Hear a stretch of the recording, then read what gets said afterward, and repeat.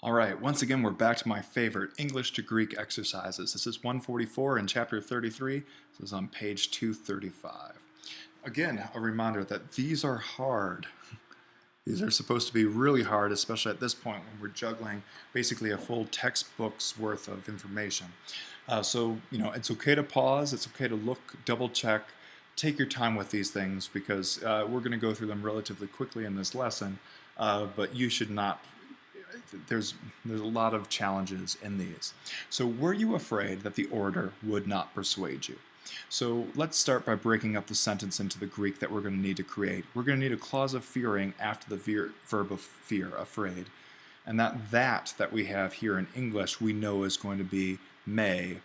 But since we have a not in here, we're also going to have an with the verb persuade. Now, would not means that this is going to be a future fear. Future from the perspective of the main verb, the main time. So it's a kind of relatively, let me write that all a little bit more clearly. So again, that was may. This is a keep on doing that wrong. Relatively future fear. So we're going to have were you afraid, that's imperfect, right?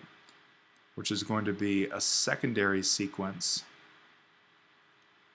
which means that this main verb, persuade, sorry, not main verb, but the verb of the fear clause is going to be an optative mood. So we've already charted off a lot before we put any Greek words on the page. Well, I guess we've put may and oo.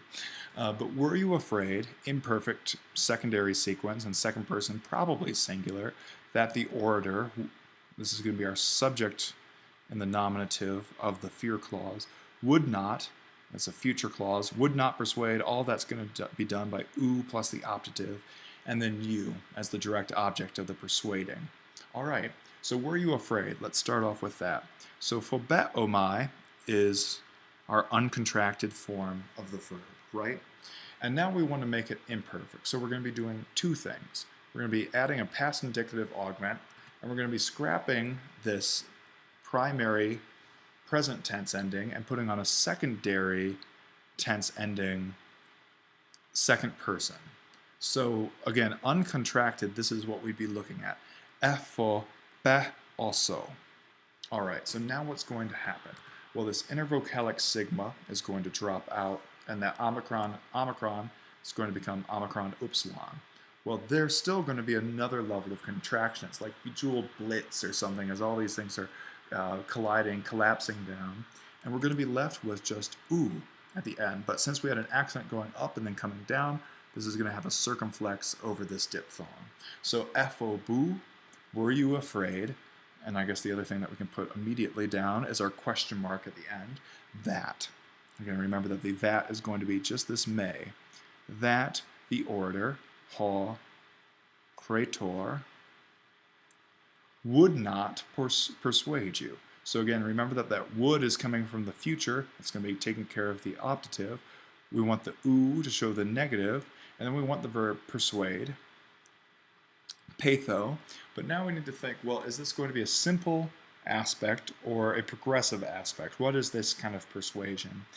From context, although it's minimal, I mean, maybe you were meeting with this orator every day and he was constantly persuading you, but let's assume that this is going to be a one-time deal persuasion. So we need to look up the third principal part, the aorist active of the form of patho. So we'd go at this point, hopefully you remember it, but if not, it's fair to check the appendix at the back of the book. So you would have flipped to page 267 and seen, oh yeah, epesa. So let's put that in there, but know that we're going to need to do a bit of changes to it. First thing to get lopped off is that past indicative augment, because we don't want that. And then we're going to remove that alpha, the aorist indicative personal ending. And now we need to start building what's now going to be an aorist optative active of this verb. So we've got pace, and we need to make it third person singular weak aorist optative. Well, how do we figure that out? So you would have two options. The first would be to go back to chapter 26, and all this is on page 178, to look up your endings. Or you could alternatively, now that we're almost done with the book, start making more use of the appendices at the end of the book, and turn to page 287, where you can see that for the third person singular, we've either got this ending, which we've seen a number of times now, aa or an, or alternatively, pesai, although that one's less common, but maybe seems a little apparently more optative aorist. So in this case, that's a long diphthong, so the accent would be just an acute there, and here the accent would fall back on the pace. Either way, it's on that initial diphthong of the pace. And then patho, when you're persuading someone, what case does that take? Good news is it's simply an accusative. So we need the accusative form of the pronoun you. Let me make some extra space here. So let's take the more common of the optative forms, so peisean.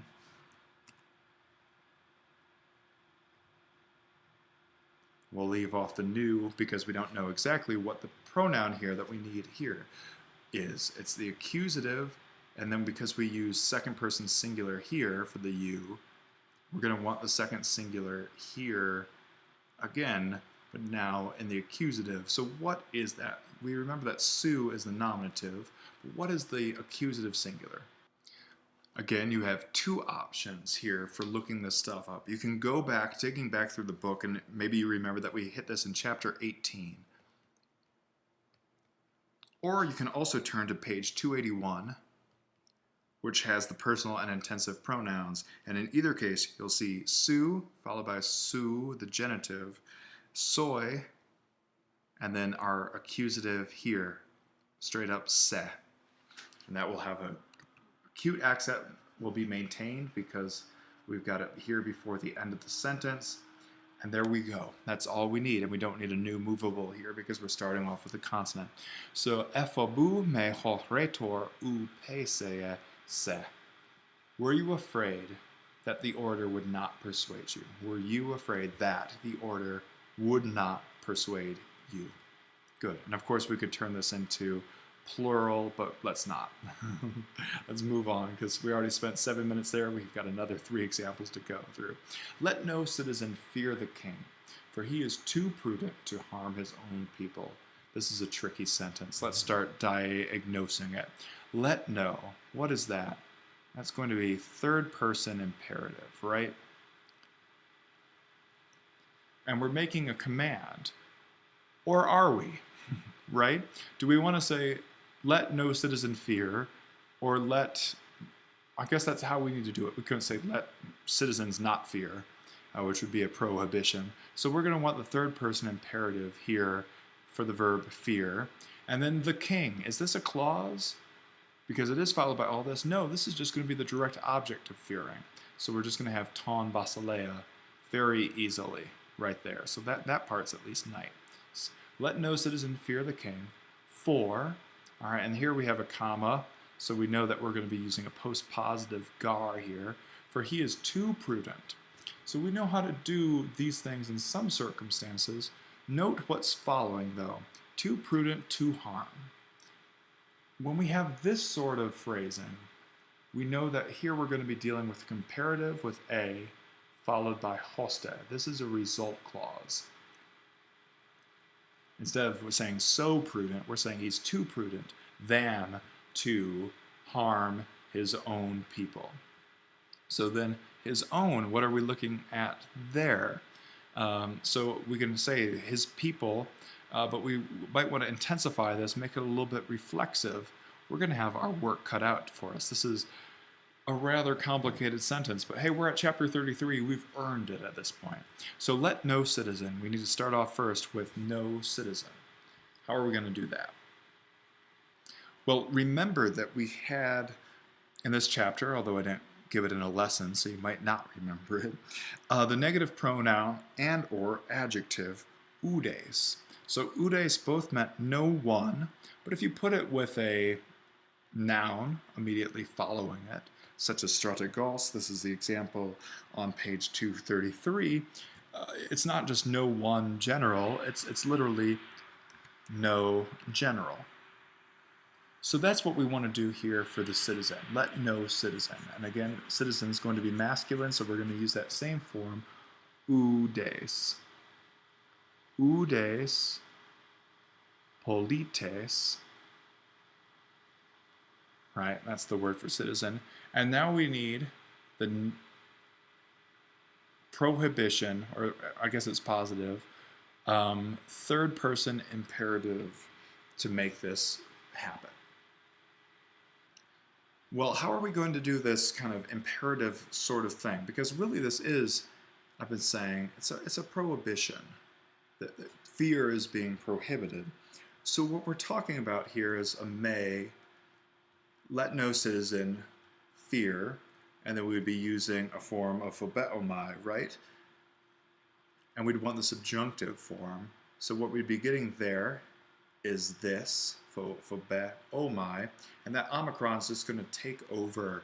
So we're going to get, ultimately, instead of phobumai, phobomai in the second person, or the first person singular, but we want here third person, so tai, phobotai.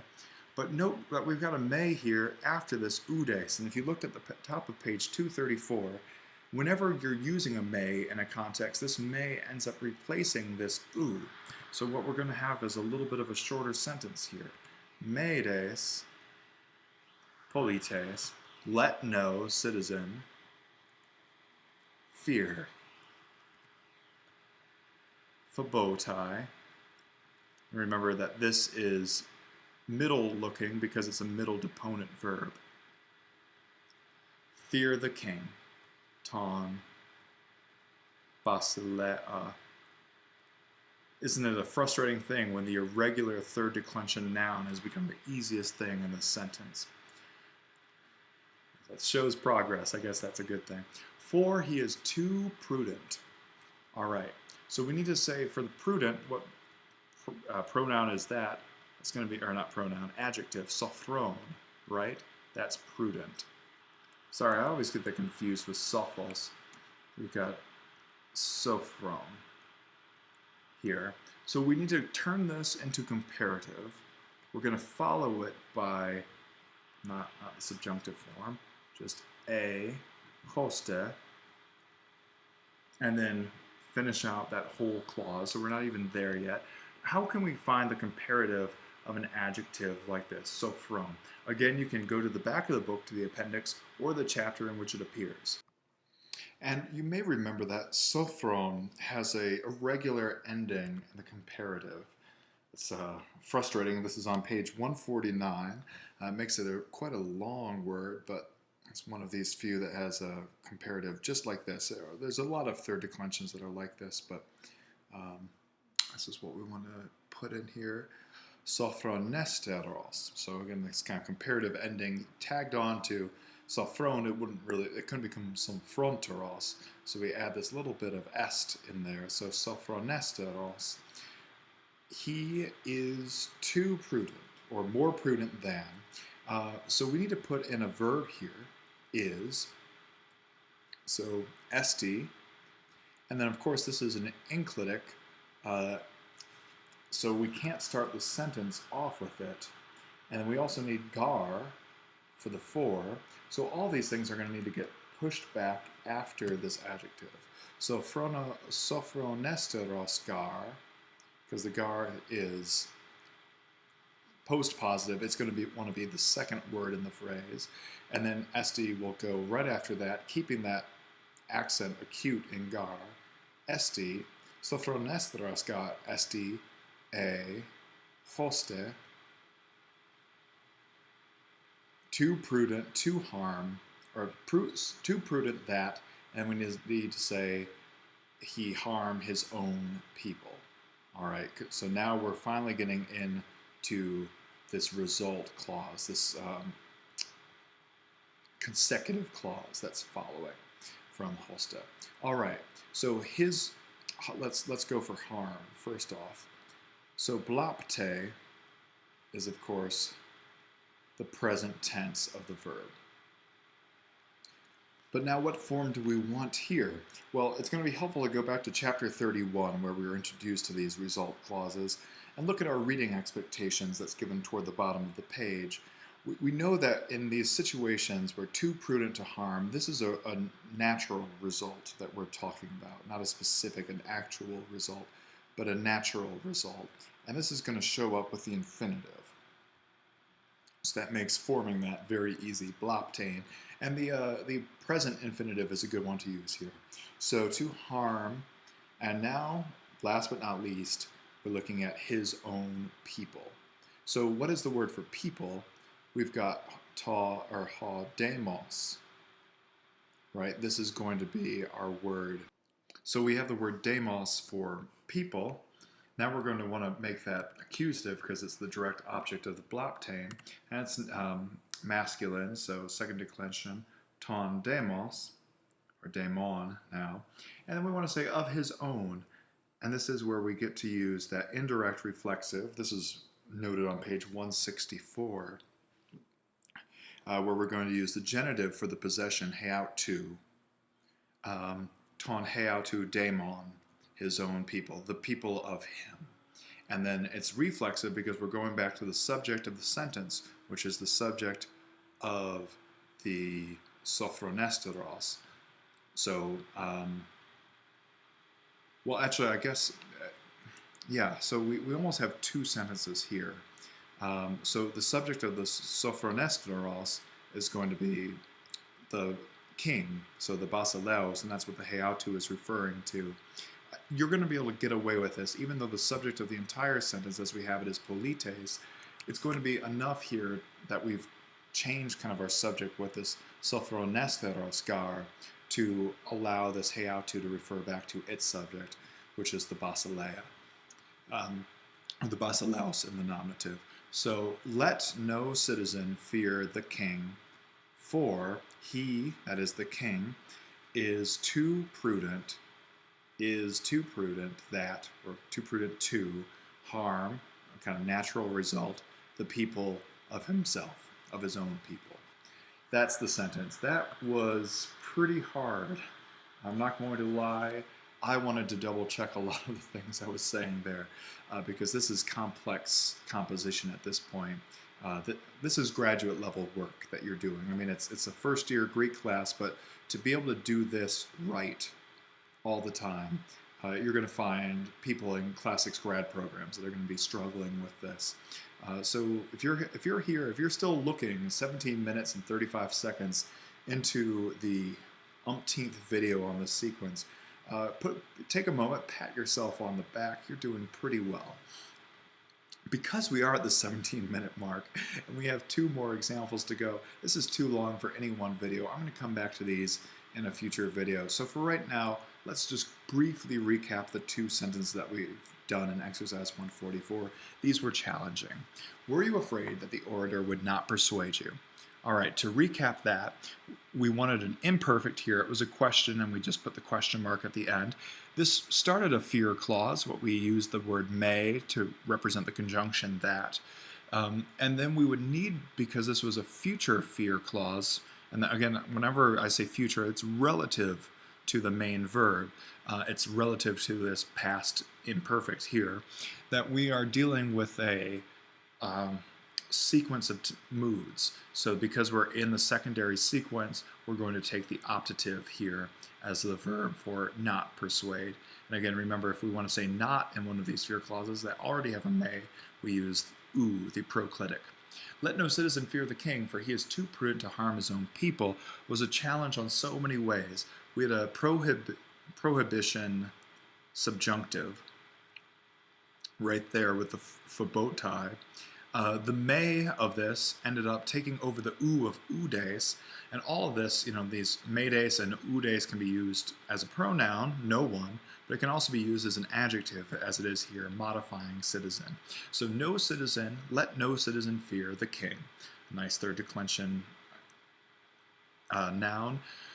For he, and we've had to change the subject here, but it's clear from the discourse, for he is too prudent to, and whenever we have this is a result clause, a natural result clause, triggered by the comparative followed by a.